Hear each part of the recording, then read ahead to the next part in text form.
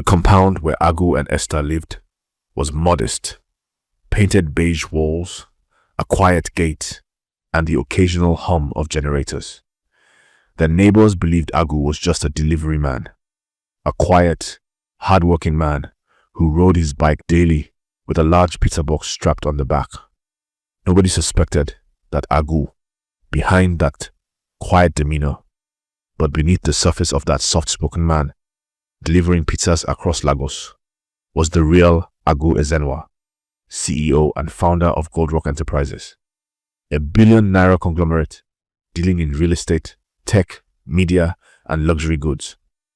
He had built his empire from the ground up with quiet resilience and ruthless precision. But after watching friends marry for beauty and suffer betrayal, Agu made a secret vow. Before I share my empire, I must know she loves me without it. This was the life he chose, at least for now. 6 months ago, Agu married Esther in a modest court ceremony. No fanfare, no bridal train, no family presence from his side. Everyone thought he was just a struggling delivery guy. That was the plan. Nobody knew the truth, not even Esther. One cool morning, Agu sat at the edge of the mattress in their small, self-contained apartment, lacing up his worn-out sneakers. A faded, white shirt hung loosely on his lean frame. He looked over his shoulder at the bed where his wife, Esther, was sprawled like royalty, still buried in her sleep, her silk bonnet barely holding her hair in place. Esther stirred and yawned. "You're still here?" she mumbled, rubbing her eyes and checking her phone. "It's 6:30. Don't you have deliveries to go and do?" "I was just watching you sleep," Agu said, with a gentle smile. She scoffed, sitting up and reaching for her expensive face cream. "That's not romantic. That's creepy. I beg, go get ready." Agu chuckled softly, walking into the tiny kitchen to boil water for her tea. Esther was undeniably stunning. Tall, caramel-skinned, with perfectly arched brows and a curvy figure. But behind her, beauty was a sharp tongue and a heart that had grown colder since their wedding. She had never introduced Agu to her colleagues. She barely mentioned him at her office.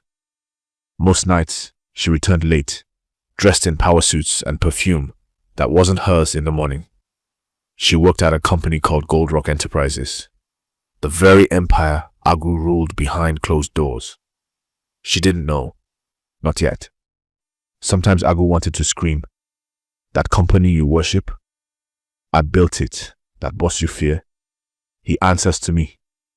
But he held it in. He needed to see who she really was when she thought she had married a nobody. From the bedroom, her voice floated out. "You know, Mr. Dimeji, the assistant manager, said I might be selected for a special marketing project.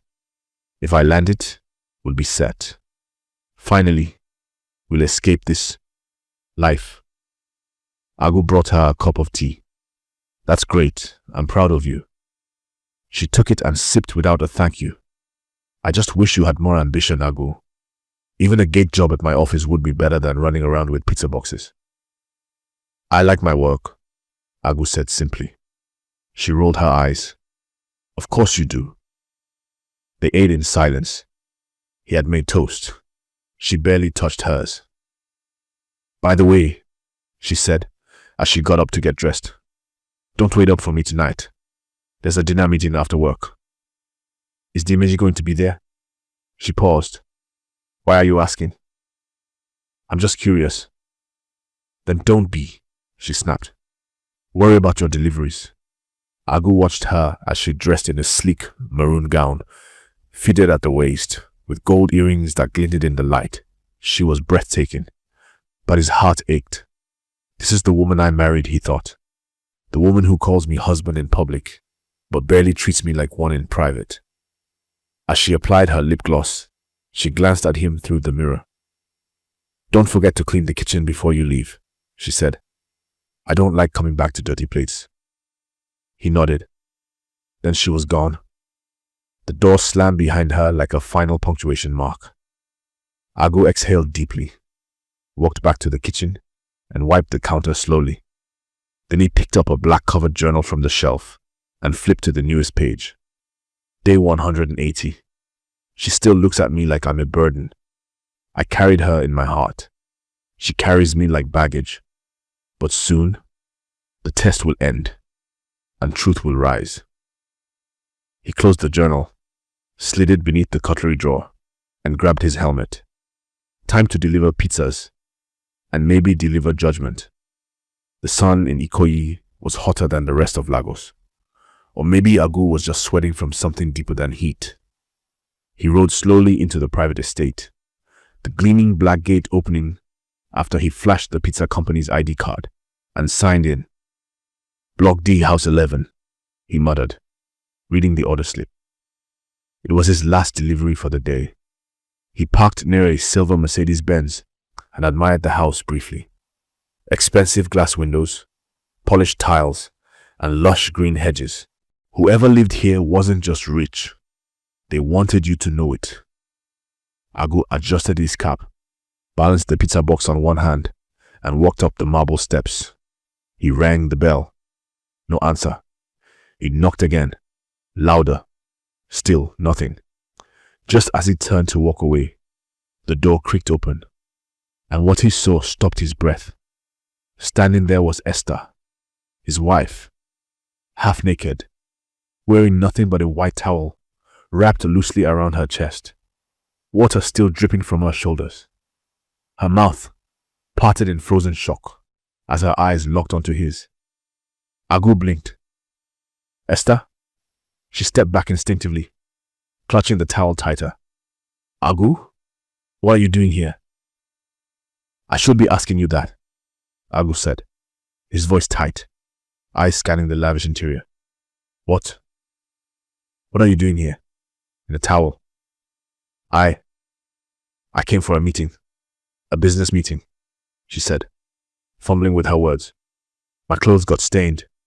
I spilled coffee on them, so I had to rinse them out. That's all. Agu looked at her. Really looked. Her hair was damp. There were 2 wine glasses on the center table, a half-finished bottle of red wine, a black men's blazer on the armrest, and in the air, perfume. Not hers, not his. He took a step forward. You have business meetings? Like this? In a towel? With wine and no documents? Before she could respond, a man's voice echoed from within. Babe, who's at the door? The pizza guy? Agu stiffened. A tall man entered the room, shirtless, drying his hands with a napkin. He froze the moment he saw Agu, then smirked. Oh, you're the husband. Esther looked like she wanted to disappear. Agu turned slowly to his wife. Esther, what's happening here? She laughed nervously, trying to sound composed. Agu, calm down. This is Mr. Dimeji, my boss. I told you about him. We were discussing the marketing pitch I told you about. It's nothing. In a towel? Agu snapped, cutting her off. This is how you do business? Dressed like this? At a man's house? Drinking wine? She swallowed. It's not what it looks like. Then tell me what it looks like, he challenged. Because right now, it looks like my wife is half naked in another man's house collecting pizza. The strange man chuckled, arms crossed over his bare chest. Look, bro, don't embarrass yourself. She told me about you. Agu turned to him sharply. Told you what? That she's married to some broke delivery guy with nothing going for him. That she only married you out of pity. I didn't believe her. Until now. Esther whispered, Dimeji, please. But the man wasn't done. You seriously thought you could keep a woman like this? He said with a mocking laugh. Look at her. Do you think she was built for poverty? Agu's fists clenched at his side. His eyes burned, but his voice remained calm. What makes you think you're better than me? The man smiled arrogantly. Because I'm not riding bikes in the sun, delivering pizza. I have a house, a Benz, I'm the assistant manager of Gold Rock. You are a nobody. Silence. Esther stood still, head lowered. Agu turned to her. So, this is why you treat me like a burden at home? This is why you rush out early and return late? Esther didn't speak. He stepped forward, voice rising. Answer me. This is the respect you have for your marriage? For me? I told you I'd explain later, she whispered. You shouldn't have come here. You ruined everything. I am somebody. I sign her paycheck. Agu's voice dropped to a dangerous calm. And who do you think signs yours? Dimeji blinked, confused. What? Never mind, Agu muttered, stepping back. He looked one last time at Esther. So you're staying? Esther couldn't meet his eyes. I'll meet you at home, she said softly. Agu laughed. He was highly disappointed in his wife. He couldn't believe his eyes. He dropped the pizza on the floor and left, his vision blurred.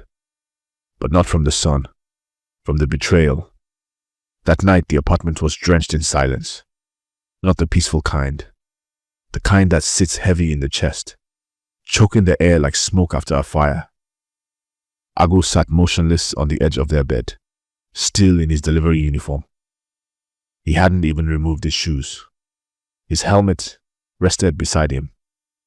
His face, usually calm and unreadable, was now a battlefield of pain, rage, and betrayal. He stared at the wedding photo hanging crookedly on the wall. Esther smiling brightly, wrapped in his arms. It was fake now, a picture of something that had never truly existed. The doorknob rattled. The door opened. Esther walked in like she owned the place, swinging her purse off her shoulder and dropping her phone on the table with a careless thud. She didn't even glance at him. Agu didn't move. She unstrapped her heels and finally looked up. Are you still sulking? He turned his head slowly. Excuse me? She scoffed, heading to the mirror to wipe her lipstick. I said, are you still sulking over what happened earlier? Honestly, Agu, you embarrassed me. Agu stood. His voice was low but firm. Embarrassed you? You stood half naked in another man's house. I told you it was a business meeting, she snapped, spinning around. Why do you always act so insecure? I was about to close a deal worth millions. Do you even know what that means? He took a step closer. Tell me something, Esther. When you left this house this morning, did you already plan to go to his place? She looked away. He asked again, louder. Did you? I went there for work, she shouted. Yes, we talked. Yes, I drank wine. But you had no right to storm in like that and make me look foolish. Agu laughed bitterly. You did a fine job of that on your own. She rolled her eyes and picked up her wrapper from the chair. You don't understand how the world works. This is Lagos. Agu, you think riding bikes and living humbly puts food on the table? You think love alone pays bills? I thought loyalty still mattered. Loyalty? She scoffed. To a man who can't even afford a generator? He looked her dead in the eye. What if I told you I'm the CEO of Gold Rock Enterprises? There was a pause. Then she threw her head back and laughed. A long, mocking laugh that echoed through the small room. You? Agu? Are you mentally okay? You wear the same 2 shirts every week. You bring home leftover pizza crusts. You don't even have a smartphone. Agu's jaw tightened. So, in your eyes, my worth is measured by shirts, phones, and power banks. It's not just about money, she said, folding her arms. It's about status. Dimeji respects me. He knows how to talk. He opens doors. He sees potential in me. And I don't? Agu asked, hurt leaking into his voice. I cooked for you. I prayed with you. I supported you when you didn't have anything. You still don't have anything, she snapped. Silence. Agu stepped back as if slapped. Esther saw the pain in his face, but she said nothing. He breathed out slowly. You really believe that man is better than me? He's got ambition. He's a manager, Agu said slowly. I'm the man who signs his paycheck. She chuckled. Oh, please. You still on that lie? I know my boss. He would never work under someone like you. Someone like me, Agu whispered. He sat back down, head lowered, fingers interlocked. You know what hurts most, Esther? It's not the towel. It's not the wine. It's not even that man. Then what is it? It's that when you saw me at the door, he said quietly, you weren't ashamed of being caught. You were ashamed that your husband was a mere delivery man. Esther said nothing. And even after all that, Agu continued, rising again, you came back here, not to apologize, not to confess, but to scold me, like I'm the problem. She turned her back to him. If you know what's good for you, Agu, stay out of my business. If you don't, I swear, I'll divorce you. He stared at her long and hard, then walked over to the drawer by the window. He pulled out a black leather box. Esther turned as he opened it and gasped. Inside was a gold-plated pen and a diamond-encrusted company badge. A GUEZENWA CEO GOLDROCKENTERPRISES. Her mouth hung open. What is that? Proof, Agu said simply. You married a king, but treated him like a beggar. She stumbled back, knocking over a stool. You were testing me? He didn't answer.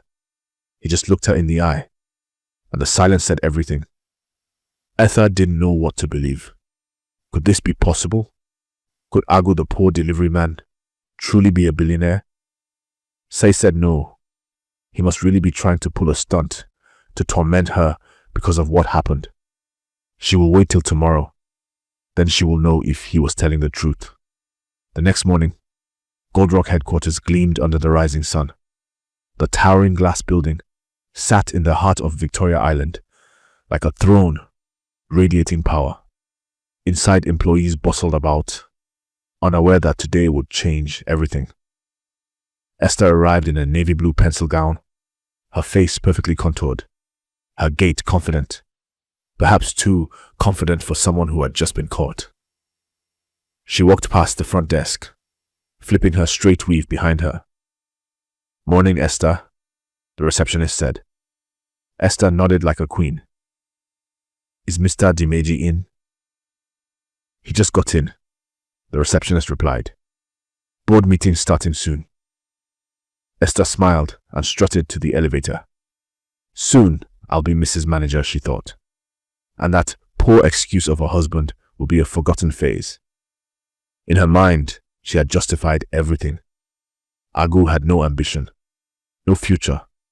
If she aligned herself with Dimeji, she could climb the corporate ladder quickly. That was all that mattered. When the elevator opened, Dimeji was already waiting, dressed sharply in a grey suit, holding a briefcase. You look amazing, he said with a grin. Esther blushed. Last night was intense. He smirked. Wait till the promotion letter drops. You'll be sitting on the executive floor. They both laughed as they stepped into the executive conference room. It was a circular space with glass walls, leather chairs, and a long boardroom table. The directors were gathering. Then the door opened, and silence swept the room like a cold wind. A tall man in a crisp black suit stepped in, flanked by security and the company's legal advisor. His presence sucked the air from the room. Esther turned and froze. It was August, but not the Agu she knew, not the pizza boy, not the man in dusty sneakers. This Agu wore authority like a crown. Who is that? Dimeji whispered. One of the directors whispered back. That's the founder, the CEO, Mr. Agu Ezenwa. Dimeji's face drained of color. Esther's legs buckled beneath her. Good morning, Agu said, his voice echoing across the room. Let's begin. No one moved. Dimeji stood up quickly. Sir, I didn't know you'd be joining. Agu cut him off with a glance. Sit down. Dimeji obeyed like a schoolboy. Esther sat still, her eyes wide, hands trembling under the table. Agu looked around the room calmly. There's a matter I'd like to address before we proceed with company projections.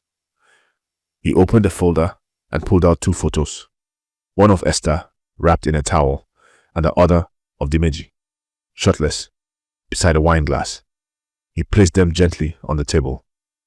Gasps filled the room. Dimeji began to stammer.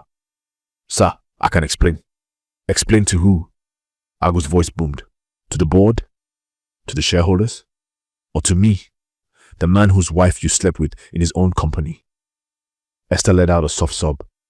Agu, please, save your breath. Security stepped forward. Mr. Dimeji, as of this moment, you are terminated for misconduct, abuse of office, and gross disrespect. You have 30 seconds to leave this building. Sir, please, Dimeji begged. Please, it wasn't serious. She came willingly. She's a married woman, Agu thundered. My wife. And you are filth.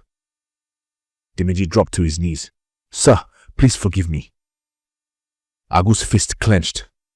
He stepped forward and in one swift motion punched him hard across the jaw. Dimeji collapsed to the floor, groaning. Take him out, Agu said to security. 2 guards dragged Dimeji out as he cried and begged. The room remained silent. Then Agu turned to Esther, who was now on her knees, tears streaming down her face. Agu, baby, I didn't know. I'm sorry, she whimpered. I didn't mean to hurt you. Agu stared at her like a stranger. Didn't mean to. Esther, you chose him over me. You spat on my love. You mocked my kindness. All because I wore slippers instead of shoes. I didn't know you were the CEO, she cried. That's the point, he said, voice cracking slightly. You only wanted a man of status, not a man of substance. I was confused, she pleaded. Please don't end our marriage. I'll do better. Agu's face hardened. When you thought I was poor, you disrespected me. You humiliated me. If I had remained that way, would you be here begging? She said nothing. He continued. You were quick to betray me for a man who dangled a promotion. You stood in silence while he mocked me. You sent me home alone so you could stay in his bed. Esther collapsed fully, sobbing. I'm sorry. Please. I'm sorry. But Agu had already turned his back. You're not my wife anymore, he said, without emotion. You're just a lesson.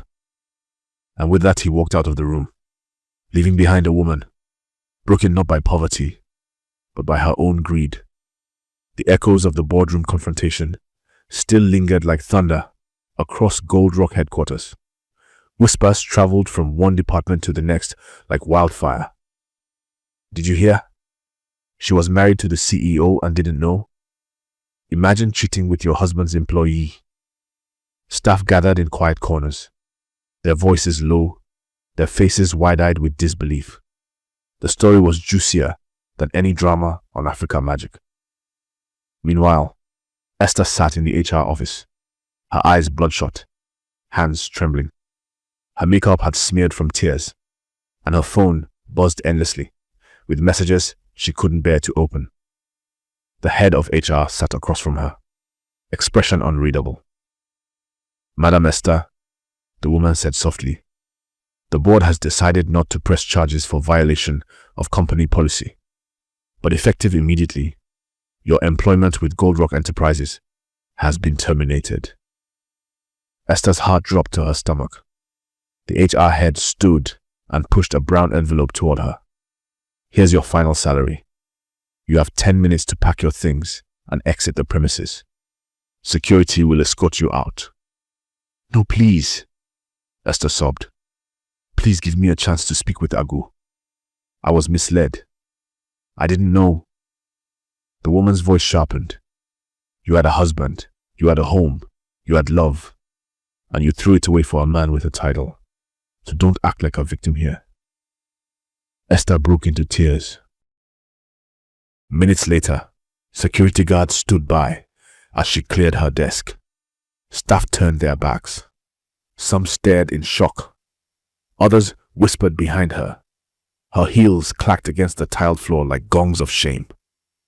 As she walked toward the elevator, she spotted the receptionist, the same girl she once mocked for her cheap wigs. Esther tried to hold her head high, but her pride was gone. At the exit, one guard opened the door for her. Sunlight hit her face like judgment. She stepped outside and stopped, staring up at the gleaming Gold Rock building. The logo seemed to mock her. Beneath it, a massive billboard with Agu's smiling face read, Gold Rock Enterprises, built on integrity, led by vision. Esther's throat tightened. Her world had flipped overnight.